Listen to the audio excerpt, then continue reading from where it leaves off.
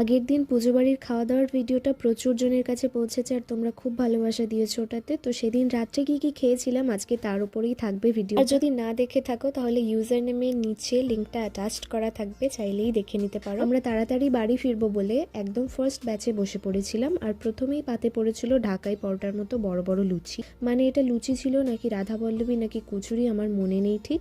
একটু বাদে আমি স্টাফিংটা দেখাবো, তাহলে হয়তো তোমরা বুঝতে পারবে।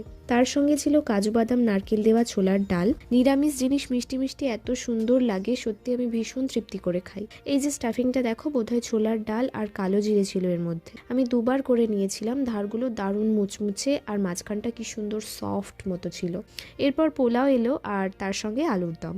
পোলাও খাওয়ার সময় ওই যে একটা করে কাজু বাদাম গালে বাঁধে, তখন কি যে ভালো লাগে বলে বোঝাতে পারবো না। মোট কথা আমি কাজু বাদাম খেতে খুব ভালোবাসি। যাই হোক, এরপর পনিরের একটা আইটেম ছিল, কিন্তু আমি পনির খেতে একদমই ভালোবাসি না, তাই একটু ভিডিও ক্লিপ না নিলেই নয়। সবগুলো তারপর বোনের থালাতেই ট্রান্সফার করে দিয়েছি।